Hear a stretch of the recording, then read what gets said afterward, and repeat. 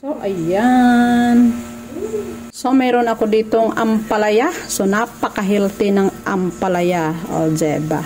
So, ito yung aking lulutuin na breakfast namin ngayon. Siyempre, hihimayin ko muna siya.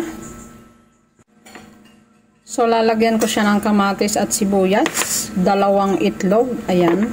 And then, nahimay ko na yung dahon ng ampalaya. Nilagay ko siya, pinatulo ko siya. At gusto ko yun siya, walang katubig-tubig pag niluto ko siya.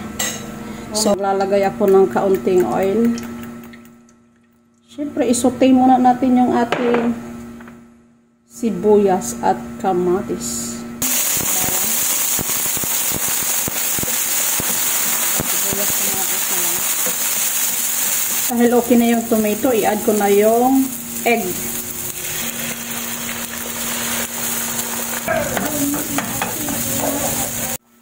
So, ayan, lalagyan ko siya ng kaunting Knorr liquid seasoning. Ayan.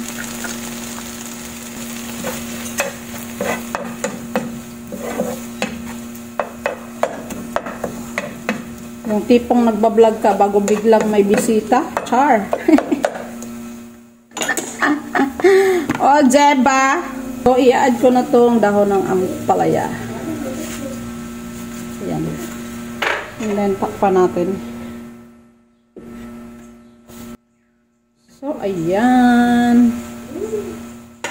Hindi na ako naglagay ng water. Kusa na siyang nagtutubig.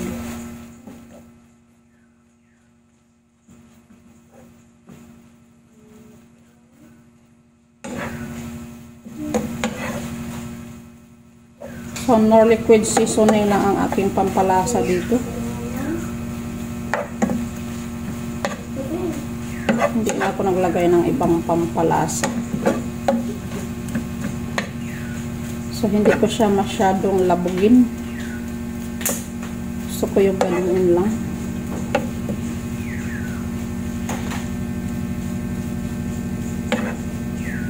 So, ipi-plating na natin yan. Tikman nga natin.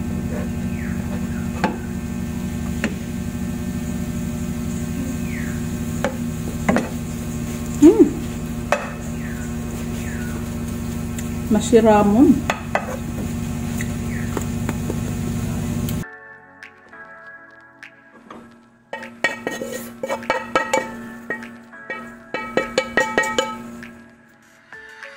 So, ayan na yung ating ulam. Dahon ng ampalaya with egg. Sa mga mahihilig lang ng ampalaya. Sa mga napapaitan, hindi ito pwede. Talagang mararamdaman mo talaga ang pagka-bitter. Char!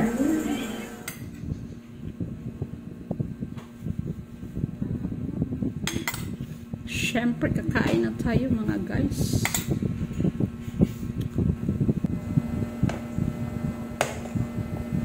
Kain tayo guys.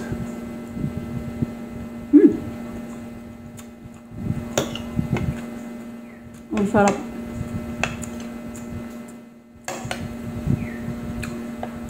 Hindi siya ganong kapait.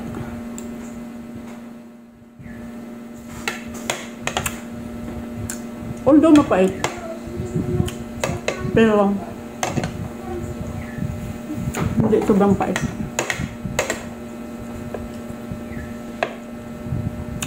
Napaka-healthy naman, no?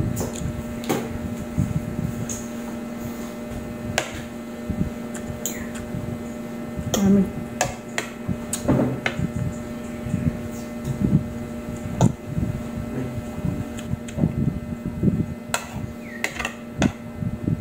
Saan tayo ka? Mahilig talaga ako sa ampalaya. Kaya okay lang sa akin. Kahit medyo mapait.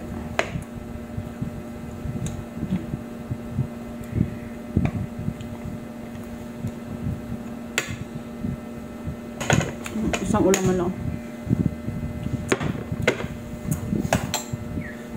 So yun lang guys. Thank you for watching. See you on my next video. God bless us all.